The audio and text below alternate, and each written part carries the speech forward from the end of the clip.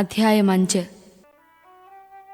വിശ്വാസത്താൽ നീതീകരിക്കപ്പെട്ട നാം നമ്മുടെ കർത്താവായ യേശുക്രിസ്തു വഴി ദൈവവുമായി സമാധാനത്തിലായിരിക്കാം. നമുക്ക് കൈവന്നിരിക്കുന്ന ഈ കൃപയിലേക്ക് അവൻ മൂലം വിശ്വാസത്താൽ നമുക്ക് പ്രവേശം ലഭിച്ചിരിക്കുന്നു. ദൈവമഹത്വത്തിൽ പങ്കുചേരാമെന്ന പ്രത്യാശയിൽ നമുക്ക് അഭിമാനിക്കാം. മാത്രമല്ല, നമ്മുടെ കഷ്ടതകളിലും നാം അഭിമാനിക്കുന്നു. എന്തെന്നാൽ കഷ്ടത സഹനശീലവും, സഹനശീലം ആത്മധൈര്യവും, ആത്മധൈര്യം പ്രത്യാശയും ഉളവാക്കുന്നു എന്ന് നാം അറിയുന്നു. പ്രത്യാശ നമ്മെ നിരാശരാക്കുന്നില്ല.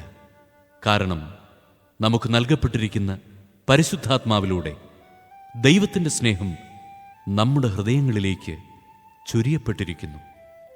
നാം ബലഹീനരായിരിക്കെ നിർണയിക്കപ്പെട്ട സമയത്ത് ക്രിസ്തു പാപികൾക്കു വേണ്ടി മരിച്ചു.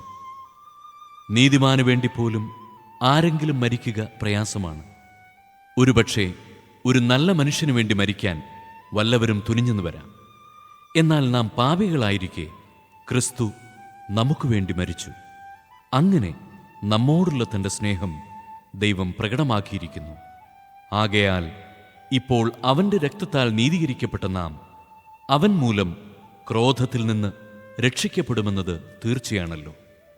നാം ശത്രുക്കളായിരുന്നപ്പോൾ അവിടുത്തെ പുത്രന്റെ മരണത്താൽ ദൈവവുമായി രമ്യപ്പെട്ടുവെങ്കിൽ രമ്യപ്പെട്ടതിനു ശേഷം അവൻ്റെ ജീവൻ മൂലം രക്ഷിക്കപ്പെടുമെന്നതും തീർച്ച. മാത്രമല്ല, നമ്മുടെ കർത്താവായ യേശുക്രിസ്തു വഴി നാം ദൈവത്തിൽ അഭിമാനിക്കുകയും ചെയ്യുന്നു. അവൻ വഴിയാണല്ലോ നാം ഇപ്പോൾ അനുരഞ്ജനം സാധിച്ചിരിക്കുന്നത്. ഒരു മനുഷ്യൻ മൂലം പാപവും, പാപം മൂലം മരണവും ലോകത്തിൽ പ്രവേശിച്ചു. അപ്രകാരം എല്ലാവരും പാപം ചെയ്തതുകൊണ്ട് മരണം എല്ലാവരിലും വ്യാപിച്ചു. നിയമം നൽകപ്പെടുന്നതിന് മുൻപ് തന്നെ പാപം ലോകത്തിലുണ്ടായിരുന്നു. എന്നാൽ നിയമമില്ലാത്തപ്പോൾ പാപം കണക്കിലെടുക്കപ്പെടുന്നില്ല. ആദത്തിന്റെ പാപത്തിന് സദൃശ്യമായ പാപം ചെയ്യാതിരുന്നവരുടെ മേൽ പോലും ആദത്തിന്റെ കാലം മുതൽ മോശയുടെ കാലം വരെ മരണം ആധിപത്യം പുലർത്തി.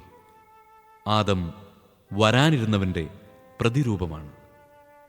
എന്നാൽ പാപം പോലെയല്ല കൃപാദാനം. ഒരു മനുഷ്യന്റെ പാപം മൂലം വളരെ പേർ മരിച്ചുവെങ്കിൽ ദൈവകൃപയും യേശുക്രിസ്തുവെന്ന ഒരു മനുഷ്യന്റെ കൃപാദാനവും അനേകർക്ക് എത്രയധികം സമൃദ്ധമായി ലഭിച്ചിരിക്കുന്നു.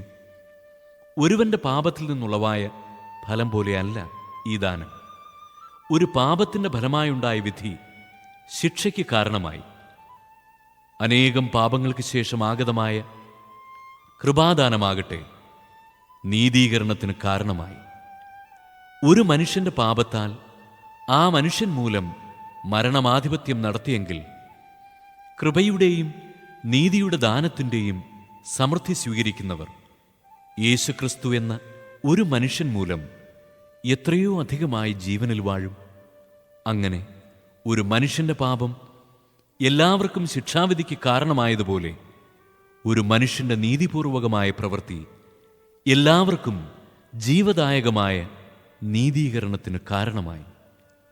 ഒരു മനുഷ്യന്റെ അനുസരണക്കേടിനാൽ അനേകർ പാപികളായി തീർന്നതുപോലെ ഒരു മനുഷ്യന്റെ അനുസരണത്താൽ അനേകർ നീതിയുള്ളവരാകും.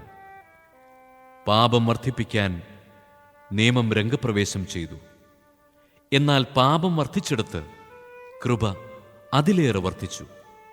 അങ്ങനെ പാപം മരണത്തിലൂടെ ആധിപത്യം പുലർത്തിയതുപോലെ കൃപ നീതി വഴി നമ്മുടെ കർത്താവായ യേശുക്രിസ്തുവിലൂടെ നിത്യജീവനിലേക്ക് നയിക്കാൻ ആധിപത്യം പുലർത്തും.